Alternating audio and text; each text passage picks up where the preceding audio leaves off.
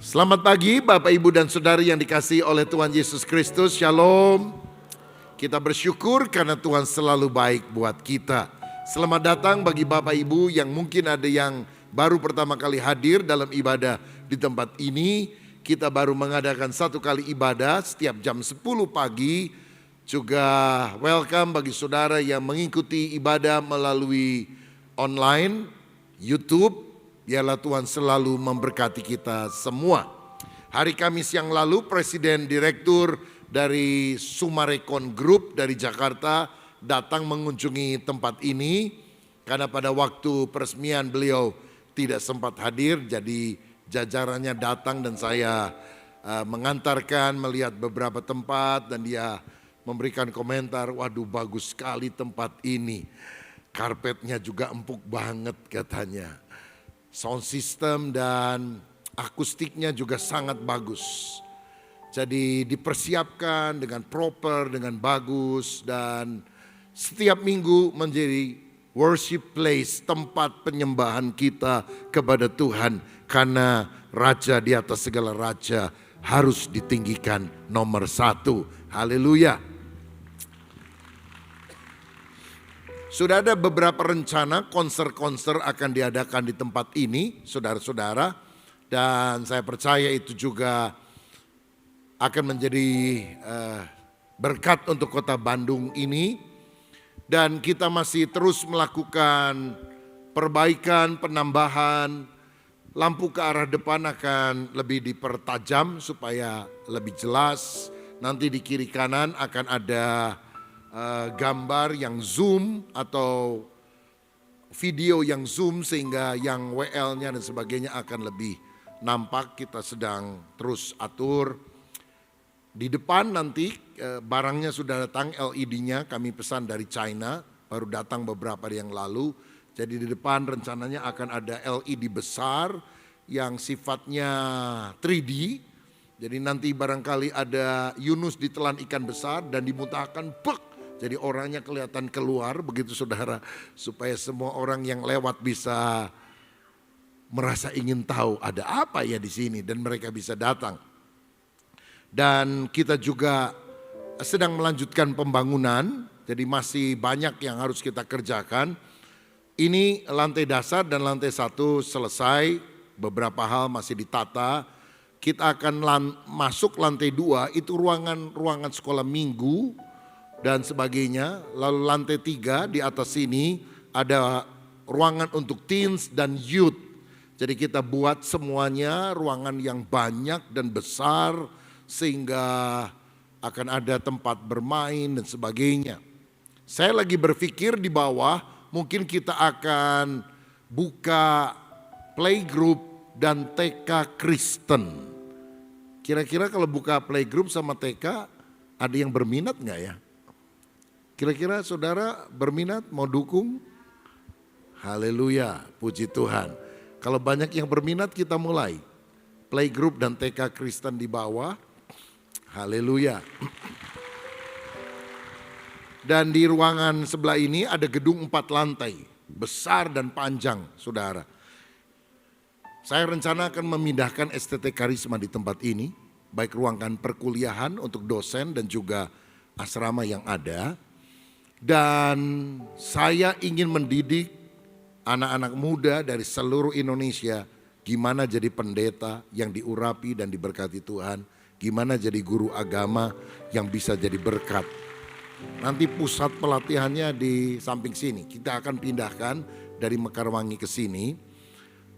Jadi setelah lantai 2 dan 3 untuk anak-anak, remaja, pemuda, kita akan menyelesaikan yaitu bagian untuk sekolah tinggi teologi dan memindahkan mahasiswa ke sana.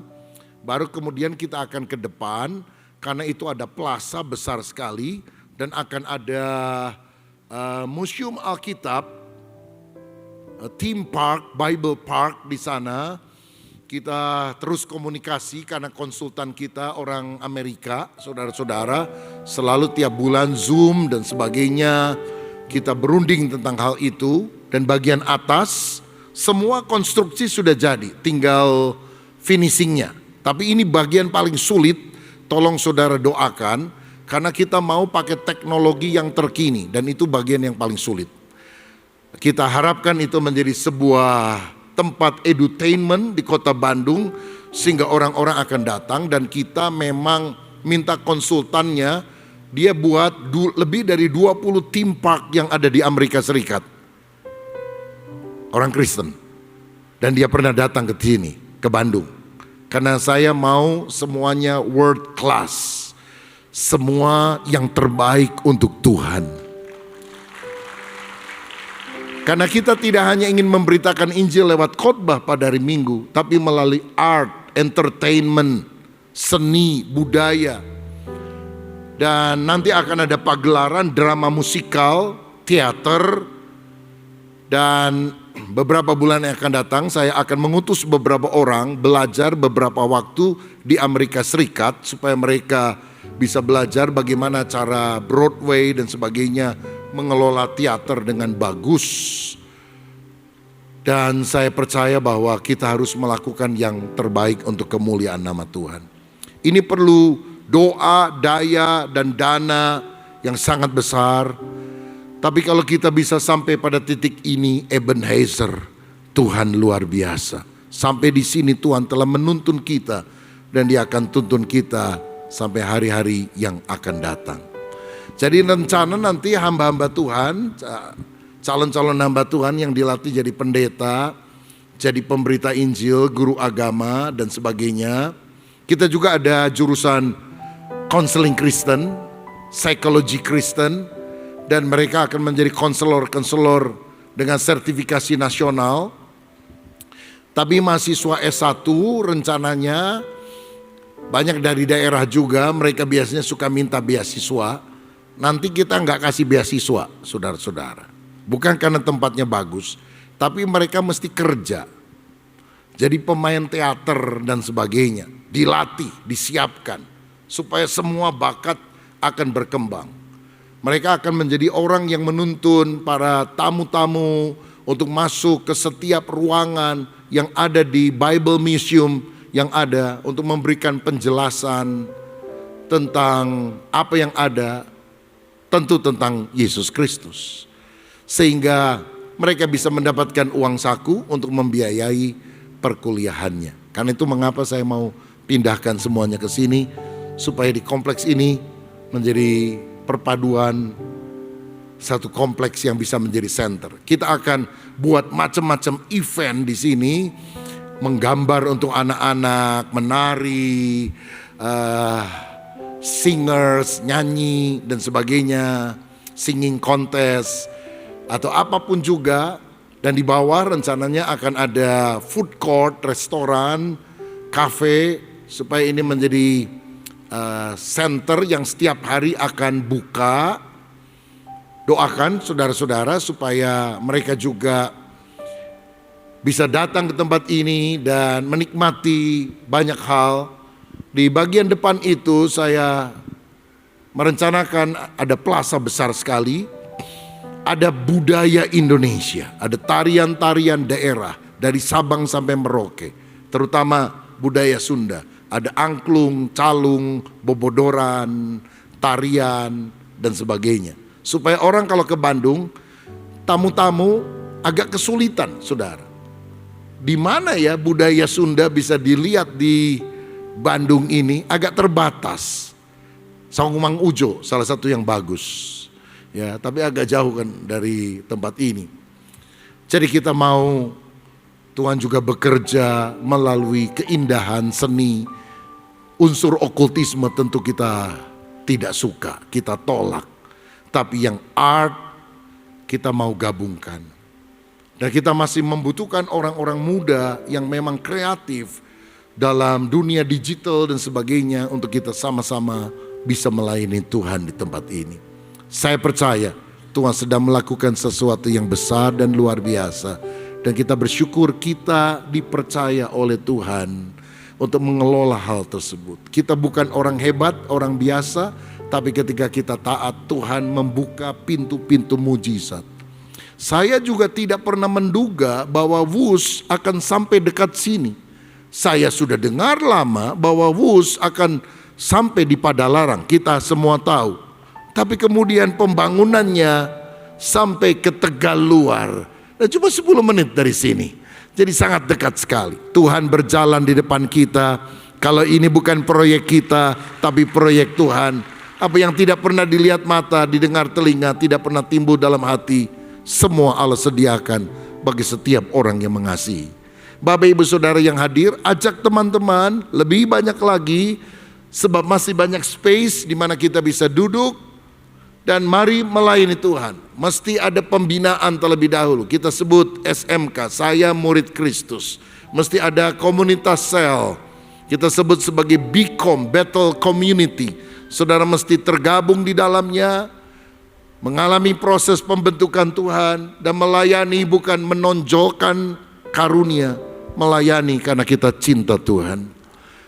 Pelayanan tidak karena kita bisa, pelayanan merupakan wujud pertumbuhan rohani kita. Dan saya harap kita semuanya bisa sama-sama mencintai dan melayani Tuhan. Siapa yang percaya Tuhan akan bekerja lebih dahsyat melalui tempat ini? Berikan tepuk tangan yang paling meriah untuk Tuhan Yesus Kristus. Baik, hari ini saya mau bicara firman Tuhan dengan judul kuasa, pujian, dan penyembahan. Kita akan baca 2 Tawarikh 20 ayat 1 sampai 3 dan ayat 12. Demikian firman Tuhan. Setelah itu Bani Moab dan Bani Amon datang berperang melawan Yosafat bersama-sama sepasukan orang Meunim. Datanglah orang memberitahukan Yosafat, suatu laskar yang besar datang dari seberang Laut Asin, Laut Mati. Dari Edom menyerang tuanku. Sekarang mereka di Hazeson Tamar, yakni En-Gedi. Yosafat menjadi takut, lalu mengambil keputusan untuk mencari Tuhan. Ia menyerukan kepada seluruh Yehuda supaya berpuasa. Ayat 12, begini doanya. Ya Allah kami, tidakkah engkau akan menghukum mereka? Karena kami tidak mempunyai kekuatan untuk menghadapi laskar yang besar ini yang datang menyerang kami. Kami tidak tahu apa yang harus kami lakukan. Baca bersama. Tetapi mata kami tertuju kepadamu. Yosafat adalah Raja Yehuda sejaman dengan Ahab yang memerintah bagian Israel. Satu kali Yosafat diserang oleh musuh dan dia menjadi takut. Lalu dia mengambil keputusan untuk mencari Tuhan. Ketika masalah datang dalam kehidupan kita secara manusiawi, kita bisa merasa takut. Tetapi keputusan yang kita ambil ketika masalah itu datang akan menentukan hasilnya. Teladani apa yang dilakukan oleh Yosafat. Dia menjadi takut, tetapi kemudian dia mencari Tuhan. Jangan cari pertolongan manusia, engkau akan kecewa. Jangan datang kepada dukun dan paranormal, engkau akan tertipu. Datang kepada Allah yang menjadikan langit dan bumi, yang kita kenal di dalam nama Tuhan Yesus Kristus. Nama di atas segala nama, yang olehnya setiap lutut akan bertelut, semua lidah akan mengaku, dalam nama Yesus ada pertolongan, dalam nama Yesus ada keselamatan, dalam nama Yesus selalu ada mujizat. Berikan tepuk tangan yang paling meriah untuk Dia. Kami tidak tahu apa yang kami harus lakukan, tapi mata kami tertuju kepadamu. Jangan fokus kepada masalahmu, fokus kepada Tuhan yang jauh lebih besar dari masalahmu. Kalau engkau fokus kepada masalah, bahkan uang, logam kecil ketika terlalu dekat dengan matamu, engkau merasa bahwa duniamu akan tertutup.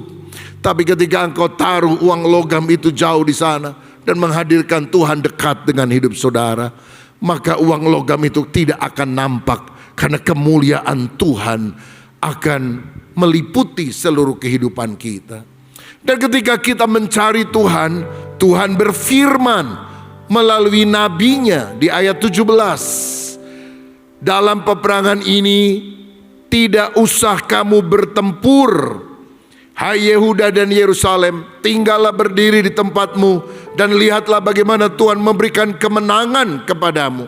Janganlah kamu takut dan terkejut. Majulah besok menghadapi mereka. Tuhan akan menyertai kamu. Walaupun tahun 2026 ini saudara dihadang dengan macam-macam masalah, sakit penyakit, masalah keluarga, masalah keuangan, masalah pekerjaan dan lain-lain. Jangan takut, Immanuel, Allah beserta dengan kita. Jika Allah di pihak kita, siapa yang akan berani melawan kita? Dan hasilnya apa? Ayat 17, mereka mendengar janji Tuhan, kenyataannya belum.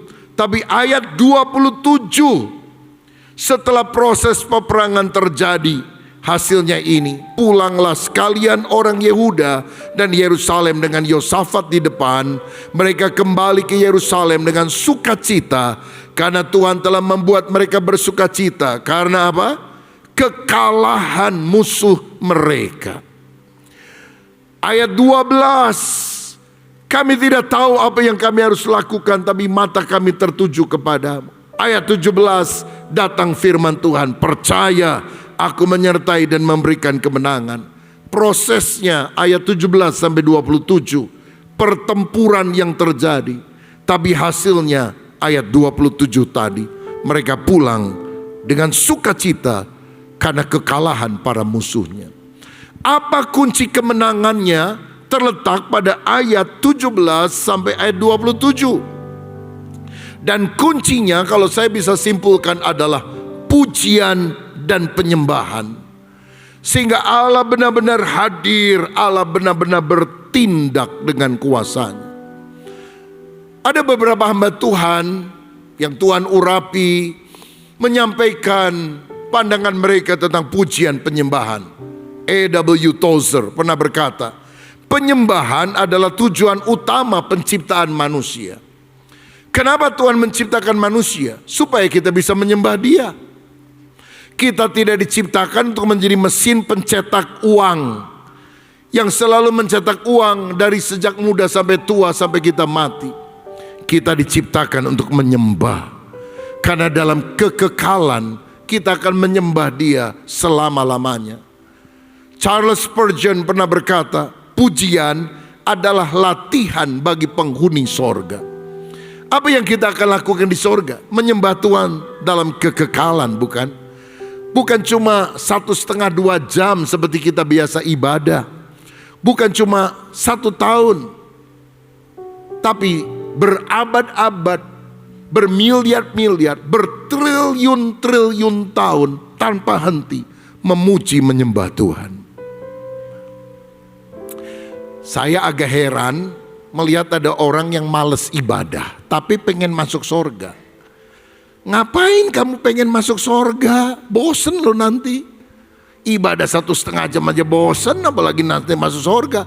Karena yang ada adalah penyembahan, pemujaan, rasa terpesona kepada Tuhan. Melakukan kehendak Tuhan.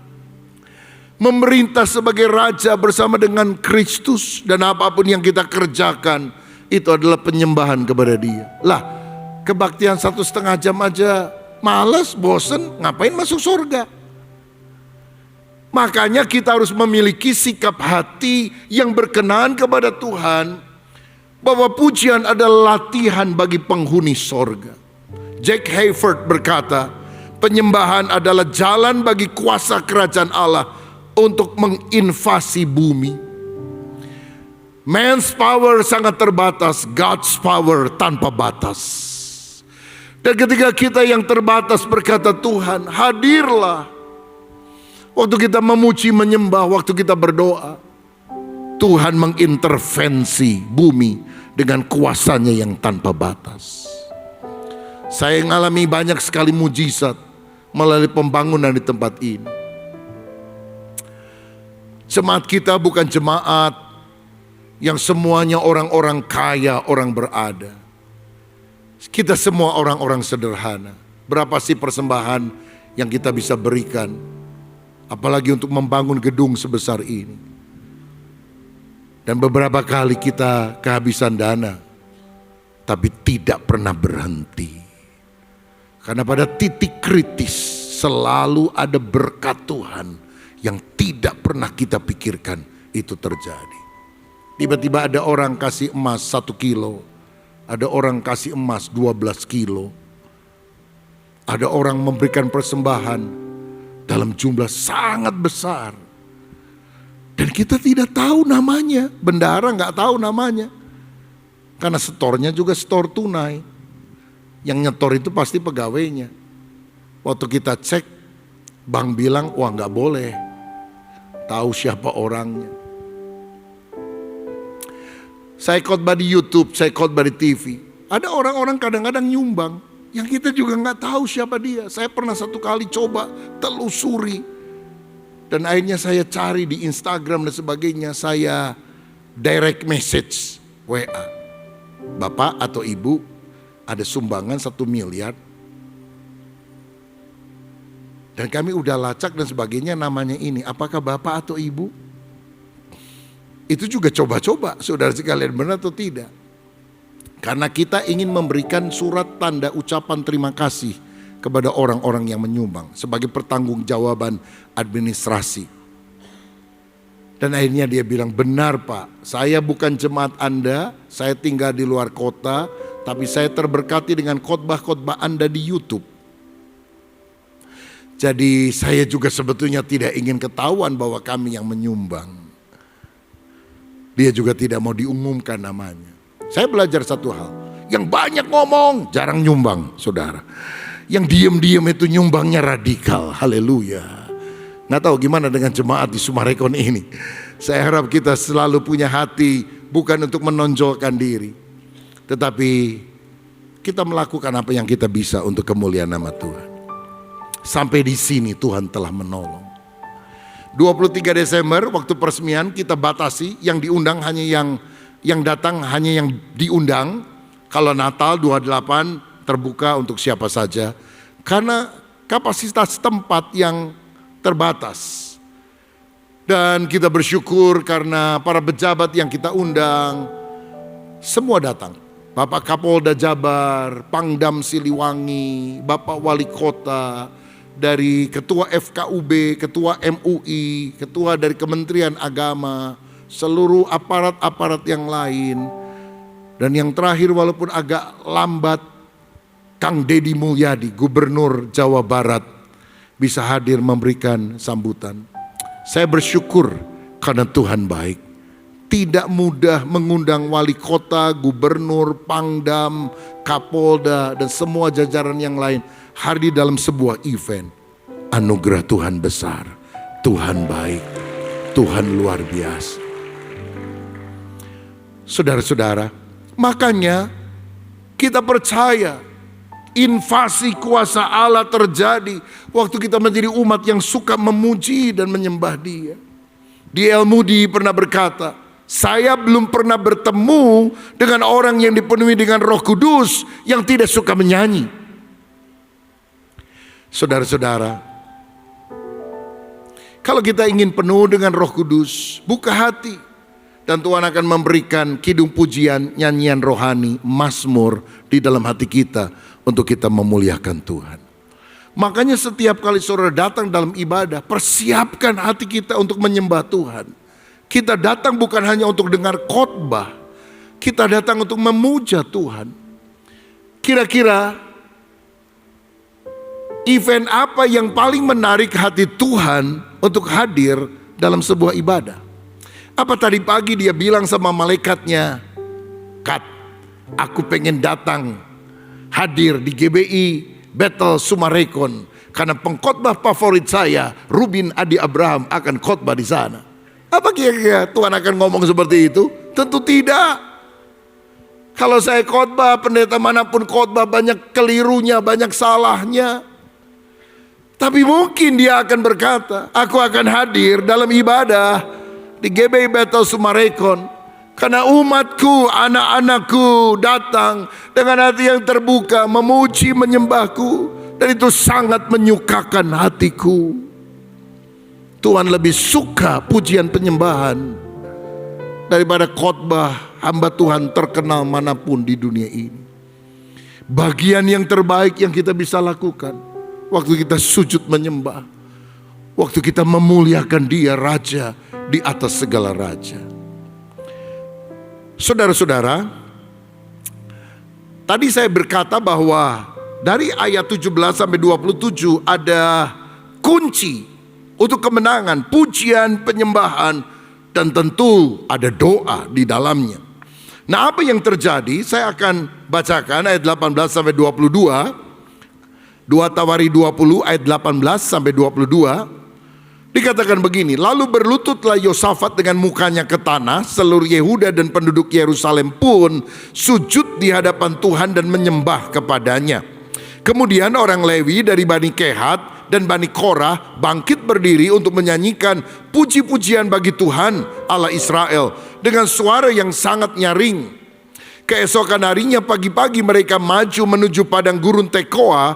Ketika mereka hendak berangkat, berdirilah Yosafat dan berkata, dengar hai Yehuda dan penduduk Yerusalem, percayalah kepada Tuhan Allahmu dan kamu akan tetap teguh. Percayalah kepada nabi-nabinya dan kamu akan berhasil. Setelah ia berunding dengan rakyat, ia mengangkat orang-orang yang akan menyanyi nyanyian untuk Tuhan dan memuji Tuhan dalam pakaian kudus yang semarak pada waktu mereka keluar di muka orang-orang bersenjata, sambil berkata, nyanyikanlah nyanyian syukur bagi Tuhan, bahwasanya untuk selama-lamanya kasih setianya. Ketika mereka mulai bersorak-sorai dan menyanyikan nyanyian pujian, dibuat Tuhanlah penghadangan terhadap Bani Amon dan Moab dan orang-orang dari pegunungan Seir yang hendak menyerang Yehuda, sehingga mereka terpukul kalah. Saya akan mengajak saudara melihat beberapa sikap orang Yehuda ketika mereka menaikkan pujian, penyembahan dan doa yang menggerakkan hadirat Tuhan untuk melenyapkan musuh-musuhnya. Ada 7 kata Ibrani yang kita mau pelajari hari ini yang menunjukkan sikap pujian penyembahan yang benar. Yang pertama, di ayat 18 dikatakan mereka sujud. Bahasa Ibraninya barak. Boleh ucapkan? Barak. Artinya sembah, sujud, mencium kaki. Ibadah itu bukan untuk menyenangkan kita. Ibadah itu teosentris, berpusat kepada Allah. Ada banyak orang yang datang ke gereja dan setelah selesai dia bilang sama temennya, gimana kamu tadi? Pujiannya kurang ngangkat, musiknya terlalu keras, dan khotbahnya kurang menggigit. Apa pendeta perlu turun dari mimbar dan menggigiti semua jemaat supaya lebih terasa khotbahnya? Kita suka nggak suka itu bukan yang penting dalam ibadah. Dalam ibadah yang paling penting Tuhan disukakan. Kita bukan penonton, satu-satunya penonton, penikmat pujian penyembahan dari umatnya adalah Tuhan yang duduk di atas tahta. Dan hari ini ketika kita datang, mari kita sujud menyembah dengan rasa hormat kepada Tuhan. Alkitab berkata, jagalah langkahmu kalau engkau datang ke rumah Tuhan. Bukan menjaga langkah kaki supaya tidak kejebur got, tapi jaga langkah hidup kita supaya kita punya hati yang haus dan lapar akan kebenaran. Sikap hormat dan menyegani Tuhan dengan segenap hati. Gak asal-asalan. Seakan-akan Tuhan itu cuma teman kita yang kita bisa remehkan begitu saja. Dia sang Halik pencipta. Kita adalah makhluk yang diciptakan. Mari kita sujud menyembah kepada Dia. Yang kedua, di ayat 19 tadi dikatakan mereka menyanyikan puji-pujian. Bahasa Ibraninya halal. Boleh ucapkan? Halal. Halal merupakan akar kata dari haleluya. Artinya memuji Tuhan dengan sukacita. Kalau nyanyi itu jangan cemberut, saudara. Nyanyi bukan seperti orang nyanyi pada waktu ibadah penghiburan atau kematian. Kita nyanyi di hadirat Tuhan dengan sukacita, dengan senyum. Dan Alkitab berkata hati yang gembira adalah obat yang manjur, tapi semangat yang patah mengeringkan tulang. Beri senyum kiri kanan, sukacita Tuhan mengalir dalam hidup kita. Sungai sukacitamu mengalir dalamku. Oh yes, yes, yes, yes. Anggur sukacitamu melimpah dalamku. Mari kita jadi orang Kristen yang sukacita ketika memuji menyembah Tuhan. Dengan wajah berseri, karena kita bersyukur Tuhan baik buat kita. Yang ketiga, di ayat 19 dikatakan mereka menyanyi dengan suara yang sangat nyaring. Bahasa Ibraninya syabak. Ucapkan syabak. Barak, halal, syabak. Dan syabak artinya menyanyi dengan keras, disertai tepuk tangan. Ada seruan, ada teriakan sukacita. Saudara ingat tembok Yeriko runtuh karena apa?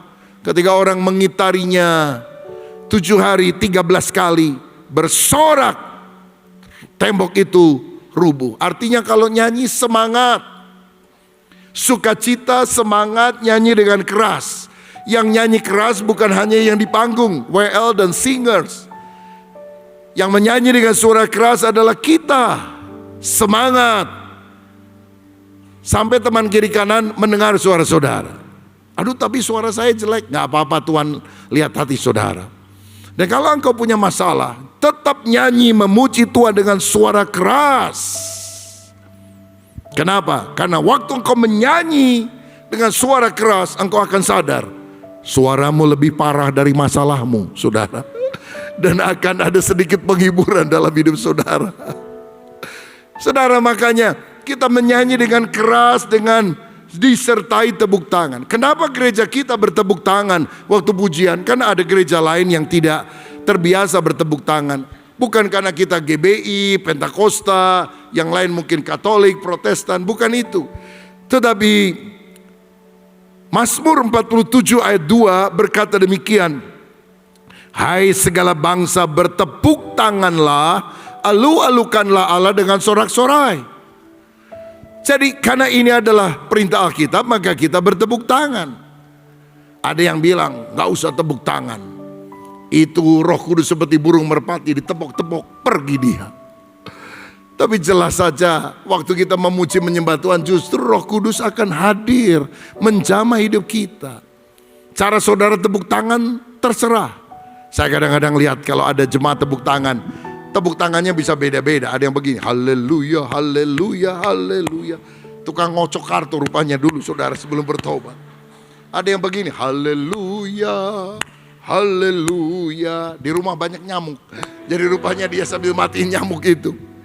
Cara bertepuk tangan silahkan, terserah saudara. Yang penting semangat memuji Tuhan.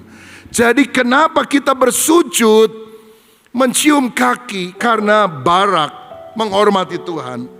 Kenapa kita menyanyi dengan sukacita? Karena halal, haleluya. Kenapa kita menyanyi dengan keras, disertai dengan tepukan tangan? Karena Alkitab memberikan petunjuk tentang itu. Ayat yang keempat, ayat 21. Mereka menyanyi nyanyian untuk Tuhan. Bahasa Ibraninya zamar. Boleh ucapkan? Zamar. Zamar artinya memuji Tuhan dengan alat musik. Tidak hanya akapela, walaupun akapela bisa bagus, tapi nyanyi dengan alat musik. Pujilah Tuhan dengan ceracap yang berdenting, dengan ceracap yang berdentang, dengan gambus dan kecapi. Biarlah semua yang bernafas memuji Tuhan. Kira-kira kalau menurut saudara ada enggak alat musik yang haram dimainkan di gereja? Apakah alat musiknya atau orangnya yang paling penting? Bukankah sikap hati orang yang memainkan alat musik itu yang penting? Apakah dia memuja Tuhan atau memuja dirinya? Dulu ada gereja yang tidak mau ada drum dimainkan. Karena apa? Mereka bilang drum itu ada kulitnya dan dipukulnya keras. Ini kedagingan katanya. Tapi saya percaya gambus itu juga bicara tentang alat musik yang harus ditabuh, sehingga semua bisa digunakan untuk memuji menyembah Tuhan. Makanya saudara belajar musik supaya saudara dalam penyembahan pribadi, mungkin dengan gitar, mungkin dengan alat musik yang lebih sederhana, saudara bisa memuji menyembah Tuhan. Mazmur 33 ayat 3, nyanyikanlah baginya nyanyian baru, petiklah kecapi baik-baik dengan sorak-sorai. Nyanyikan nyanyian baru bagi Tuhan. Petik kecapi, skillful, baik-baik, skillful, mahir. Saya bersyukur karena hari Jumat, Sabtu, dan Minggu hari ini di Jakarta, tepatnya di ICE BSD, dilangsungkan G-Fest, Gospel International Festival. Ya, jadi banyak penyanyi, banyak grup band ternama dari Indonesia dan luar negeri yang hadir seperti Java Jazz, tapi ini gospel. Saudara Ketua Pelaksananya Pak Richard Buntario ketemu saya sekian bulan yang lalu di kantor Sinode GBI. Dia juga datang ke tempat kita di Mekarwangi. Dia juga banyak sharing dan sebagainya. Dan saya bersyukur karena pada waktu saya datang antrian panjang sekali. Ribuan orang ada di depan. Karena tiket sudah dijual sebelumnya, tapi orang Indonesia itu cirinya last minute, hari haknya baru datang di counter. Jadi ada yang bilang, saya ngantri 1,5 jam untuk dapat tiketnya dan ngantri untuk dapat gelangnya. Saya bisa cepat masuk karena invitation, jadi bisa masuk langsung, puji Tuhan. Dan kita bisa melihat alat musik, penyanyi, semua ada 5 stage. Ya, ada yang besar, ada yang kecil. Dan tim musik kita, Battle Worship, mereka juga memberikan persembahan pujian pada hari Sabtu kemarin untuk kemuliaan nama Tuhan Yesus Kristus. Haleluya. Kita bersyukur karena tim musik kita juga bisa menjadi berkat dengan lagu-lagunya, termasuk Bapa Kau Setia dan lagu yang lain. Mari nyanyikan pujian dengan permainan musik. Yang kelima, ayat 21 dikatakan mereka memuji Tuhan. Bahasa Ibraninya Yadah. Yadah, boleh ucapkan sama-sama? Yadah artinya memuji Tuhan dengan mengangkat tangan. Jadi kalau ada pujian penyembahan gak usah disuruh, saudara bisa mengangkat tangan. Tanganku ku angkat padamu. Mengangkat tangan merupakan ekspresi hati. Kalau worship leader berkata, mari kita mengangkat hati untuk Tuhan. Apa kita begini-begini? Hati diangkat kan enggak, kan tangan diangkat. Tangan refleksi daripada hati kita. Kalau saudara punya tamu, kenalan lama dari luar kota tiba-tiba datang, wah kita senang sekali ngobrol. Lalu waktu dia mau pulang, kita antar ke pekarangan rumah kita. Dan kita bilang dah, tangannya gimana? Dah, ada orang dah sikap sempurna. Banyak orang nyanyi sikap sempurna. Indonesia Raya perlu. Indonesia tanah airku. Itu sikap sempurna. Tapi kalau sungai sukacitamu mengalir dalamku. Gak usah sikap sempurna. Sungai sukacitamu. Kaku banget saudara-saudara. Ayo kita melakukan yadah. Mengangkat tangan dengan ekspresi hati kepada Tuhan. Saudara, jadi angkat tanganmu, jangan setengah tiang tanda kematian. Angkat tangan, gak usah disuruh-suruh. Kenapa? Apa yang kita lakukan semua ada dasarnya dalam Alkitab. Bukan tren, bukan kalau aliran Pentakosta dan sebagainya model seperti itu. Ini ajaran Alkitab. Ayo kita lakukan, tingkatkan pujian penyembahan. Ayat 21, mereka menyanyikan nyanyian syukur. Bahasa Ibraninya Taudah. Ucapkan Taudah. Nah menariknya mereka menyanyikan nyanyian syukur bahkan sebelum musuhnya kalah. Dari sini kita melihat ada 2 jenis syukur. Syukur setelah diberkati atau syukur walaupun berkat itu belum datang. Dan Taudah lebih merujuk pada ucapan syukur walaupun kita belum terima mujizat. Walaupun doa belum terjawab. Mazmur 37 ayat 4. Dan bergembiralah karena Tuhan, maka Dia akan memberikan kepadamu apa yang diinginkan hatimu. Gembira dulu baru diberkati atau diberkati dulu baru gembira? Gembira dulu, bersyukur dulu. Kalau ada doa yang belum terjawab, kalau ada penyakit yang belum disembuhkan, kalau ada masalah keuangan yang belum terselesaikan, tetap mengucap syukur di dalam bait-Nya yang kudus, karena Allah hadir di tengah kita. Saudara-saudara, bukannya karena kita kebanyakan duit maka kita mengucap syukur, tapi kalau kita banyak mengucap syukur, Tuhan akan memberkati kita. Bukannya karena masalah kita sudah selesai maka kita mengucap syukur, tapi kalau kita banyak mengucap syukur, masalah kita akan diselesaikan oleh Tuhan. Bukannya karena kita sudah sembuh dari sakit penyakit maka kita mengucap syukur, tetapi walaupun kita belum sembuh dari penyakit, aku tetap bersyukur dan berkata Allah selalu baik dalam kehidupanku. Itulah taudah. Dan yang ketujuh, ayat 22, mereka menyanyikan nyanyian pujian. Bahasa Ibraninya apa? Tehillah. Ucapkan bersama. Tehillah. Artinya menyanyi dalam roh. Yohanes 4 ayat 23-24. Tetapi saatnya akan datang dan sudah tiba sekarang bahwa penyembah-penyembah benar akan menyembah Bapa dalam roh dan kebenaran, sebab Bapa mengendaki penyembah-penyembah demikian. Allah itu roh dan barang siapa menyembah Dia harus menyembahnya dalam roh dan kebenaran. Menyembah dalam roh artinya menyembah dengan sepenuh hati. Saudara tentu ingat ayat Mazmur 22 ayat 4. Allah bersemayam, Allah hadir di tengah pujian umatnya. Tetapi saya mau bilang, Allah tidak selalu hadir dalam setiap lagu pujian.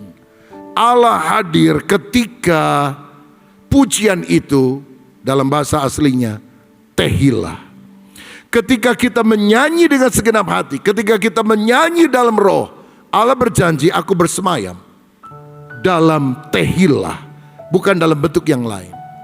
Makanya kita bisa nyanyi tapi kita tidak mengalami Tuhan dan terobosan kuasanya, karena tidak sampai pada tehillah.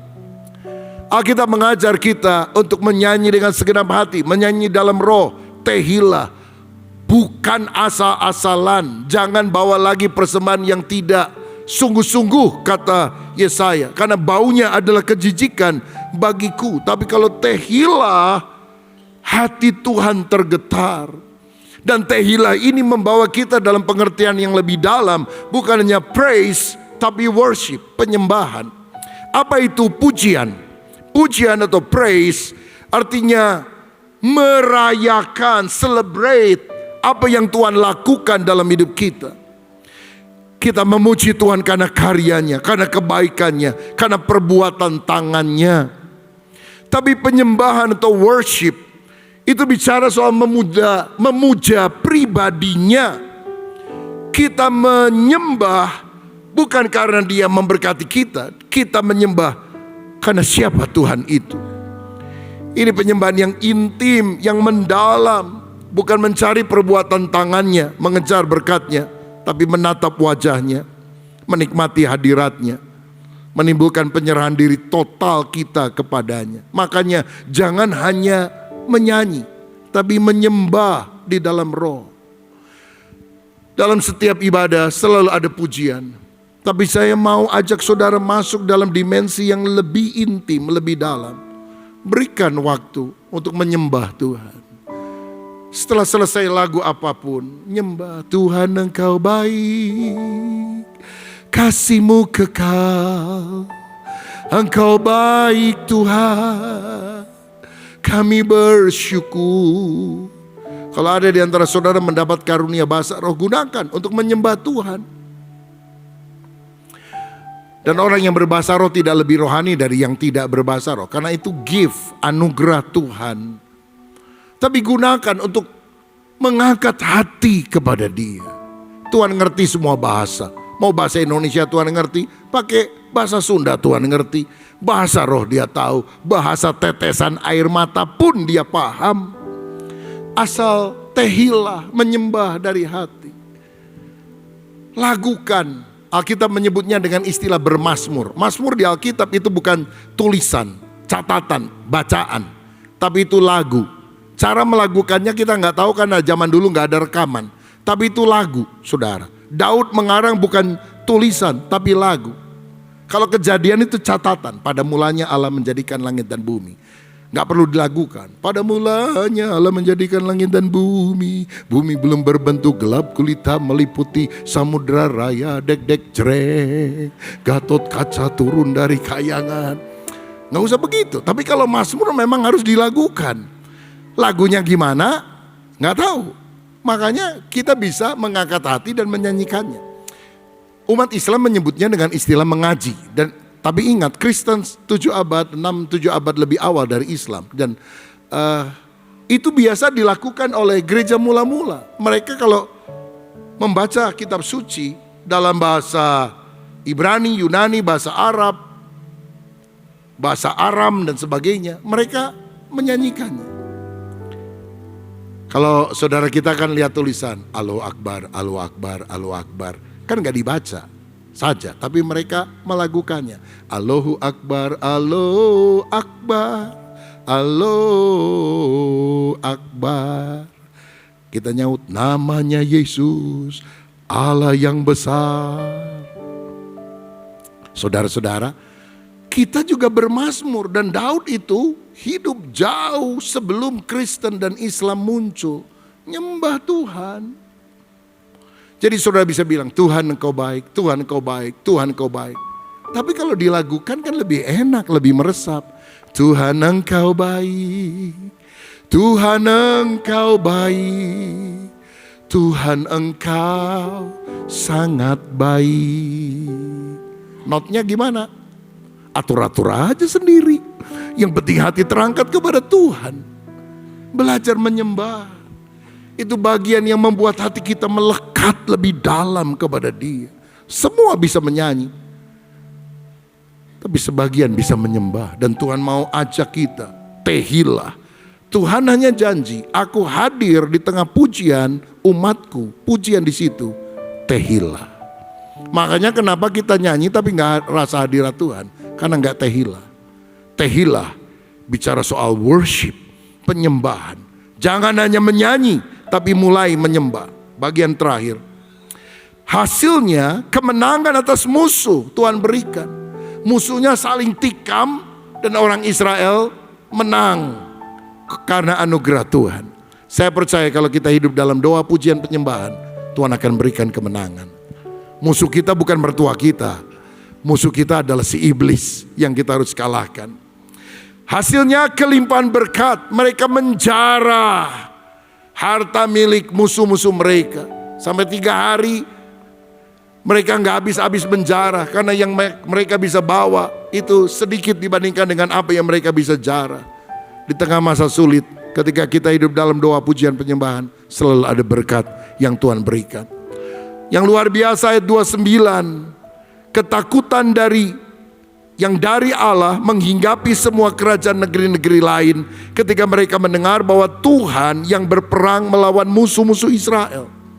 Ada ketakutan di antara bangsa-bangsa lain. Artinya dunia melihat Tuhan ada di pihak kita. Dan itulah penggerak revival, kebangkitan rohani. Bukan hanya dialami oleh gereja, tapi oleh masyarakat umum. Karena mereka tahu Tuhan ada di antaramu. Tuhan berperang sebagai pahlawan yang memberikan kemenangan. Dan mereka akan datang kepada Allah yang disembah oleh Abraham, Ishak dan Yakub, Yahweh, yang kita kenal dalam nama Yesus. Ada orang bilang kalau doa mesti Yahweh. Yesus itu Yesua, Yahweh Hosea. Setiap kali kita ngomong Yesus itu ada Yahwehnya di sana. Jadi tidak harus kita bilang harus Yahweh baru Tuhan dengar. Yesus adalah Yahweh. Yesus, Yehosua, Yahweh, Hosea. Panggil nama Yesus, nama di atas segala nama. Olehnya setiap lutut akan bertelut, semua lidah mengaku Yesus adalah Tuhan. Jadi pujian penyembahan bukan sekedar pemanasan sebelum khotbah, melainkan senjata rohani yang akan memberikan kemenangan. Ayat terakhir, Yesaya 42 ayat 10 sampai 12. Yesaya 42 ayat 10 sampai 12. Saya selalu melihat bahwa revival terjadi di tengah masa goncangan. Indonesia mungkin mengalami masa-masa yang sulit. Beberapa hari yang lalu Menteri Keuangan mengumumkan Anggaran RAPBN 2026 defisit 689 triliun. Belum apa-apa udah defisit. Defisitnya gede banget, saudara. Dan ini bisa menggoncangkan banyak daerah ketika pertumbuhan ekonomi tidak signifikan. Goncangan sedang terjadi. Venezuela, Greenland, China, Rusia, Amerika, Iran, Israel. Indonesia mengalami bencana ekologi yang dahsyat. Tapi saya percaya ketika goncangan tiba dan orang berpaling kepada Allah, nyanyian baru Tuhan akan berikan. Dikatakan demikian, ayat terakhir Yesaya 42 ayat 10 sampai 12, nyanyikanlah nyanyian baru bagi Tuhan dan pujilah Dia dari ujung bumi. Baiklah laut bergemuruh serta segala isinya dan pulau-pulau dengan segala penduduknya. Baiklah padang gurun menyaringkan suara dengan kota-kotanya dan dengan desa-desa yang didiami Kedar. Baiklah bersorak-sorai penduduk bukit batu, baiklah mereka berseru-seru dari puncak gunung-gunung. Baiklah mereka memberi penghormatan kepada Tuhan dan memberitakan pujian yang kepadanya di pulau-pulau. Tuhan bicara akan ada lawatan besar di akhir zaman dan satu daerah teritorial akan dilawat Tuhan. Ada beberapa indikasi walaupun tidak sebut nama jelasnya. Dikatakan nyanyikanlah nyanyian baru bagi Tuhan dan pujilah Dia dari ujung bumi. Negara mana di dunia yang ada salah satu bagiannya disebut sebagai ujung bumi? Indonesia. Karena Papua disebut sebagai ujung bumi. Ada seorang misiolog yang menulis buku yang sangat bagus dari Yerusalem sampai ke ujung bumi. Kenapa Papua dianggap ujung bumi? Karena pada masa modern ini masih ada suku yang hidup dalam peradaban zaman batu, pakai koteka dan sebagainya. Karena itu disebut sebagai ujung bumi. Dan saya percaya lawatan Tuhan akan terjadi sekarang dari timur ke barat. Saya percaya Papua dan suku-suku yang lain, pulau-pulau yang lain akan dilawat oleh Tuhan. Dan itu akan menyebar bukan hanya ke Indonesia, tapi ke seluruh dunia. Indonesia akan jadi berkat bagi bangsa-bangsa. Saya baru lihat di ujung sana ada rekan saya, Bapak Pendeta Lipius Binilux. Beliau dulu ketua sinode, ketua FKUB di Papua dan presiden-presiden dari berbagai periode. Juga selalu ketemu Pak Lipius karena ketika ada gejolak, beliau adalah orang yang bisa meredakan ketegangan-ketegangan yang ada. Dan beliau adalah seorang hamba Tuhan. Puji Tuhan. Saya percaya Papua dilawat oleh Tuhan. Dia mendirikan prayer center di Jayapura, House of Prayer of All Nation. Karena kita percaya lawatan akan terjadi, dimulai dengan pujian, penyembahan dan doa. Saudara-saudara, ayat ini tadi kemudian berkata, baiklah laut bergemuruh serta segala isinya dan pulau-pulau dengan segala penduduknya. Negara yang akan dilawat bukan hanya ujung bumi, tapi negara kepulauan. Jepang negara kepulauan, Filipina negara kepulauan, tapi Indonesia tidak bisa dilewatkan. Karena Indonesia adalah negara kepulauan terbesar di dunia. Lebih dari 17.000 pulau ada di Indonesia.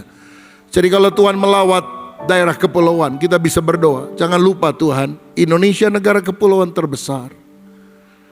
Dan ayat berikutnya, baiklah padang gurun menyanyikan suara dengan kota-kotanya dan dengan desa-desa yang didiami Kedar. Siapa itu Kedar? Anak Ismail, Kedar, Nebayot, dia punya 12 anak. Dan dari Kedar muncul bangsa Arab kebanyakan beragama Islam. Indonesia bukan negara agama, tapi Indonesia adalah negara yang dihuni paling banyak orang beragama Kedar. Saya percaya Indonesia adalah negara kepulauan terbesar di dunia. Dan Indonesia adalah negara yang mayoritas dihuni oleh Kedar. Dan Tuhan bilang, aku akan lawat bangsa itu. Sehingga nyanyian pujian akan muncul di sana. Hari-hari ini ada banyak orang yang belum kenal Tuhan, suka nyanyi lagu-lagu dari YouTube. Tuhan Yesus tidak berubah. Kalau dengar khotbah mungkin masih resisten. Pujian penyembahan masuk ke dalam setiap hati. akan ada lawatan Tuhan besar di Indonesia. Indonesia ada dalam agendanya Tuhan.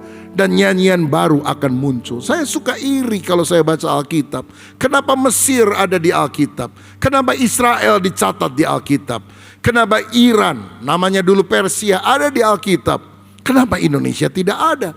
Saya buka Alkitab dari awal sampai akhir, dari ujung ke ujung. Saya nggak temukan Indonesia. Sampai satu kali saya baca bagian depan. Percetakan Alkitab Ciluar Bogor, Indonesia. Rupanya ada Indonesia juga di Alkitab, saudara. Tapi satu kali saya menemukan ayat ini, bahwa negara kepulauan akan dilawat Tuhan, negara Kedar akan dilawat Tuhan. Tidak eksplisit, tapi saya percaya ini nubuatan untuk Indonesia. Indonesia masuk di Alkitab. Indonesia dicintai oleh Tuhan. Mari kita jadi orang yang suka memuji menyembah Tuhan. Karena ketika kita tehillah, Tuhan hadir. Lawatan Allah besar akan terjadi. Siapa yang mau memperbaiki sikap pujian penyembahan mulai dari hari ini, dalam hidup pribadi, dalam komunitas, mari kita menyembah. Mari kita ajak teman-teman kita menyembah Raja di atas segala raja. Kemenangan Tuhan berikan, berkat Tuhan berikan, dan orang-orang akan gentar karena revival akan terjadi. Tuhan Yesus memberkati kita semuanya. Amin.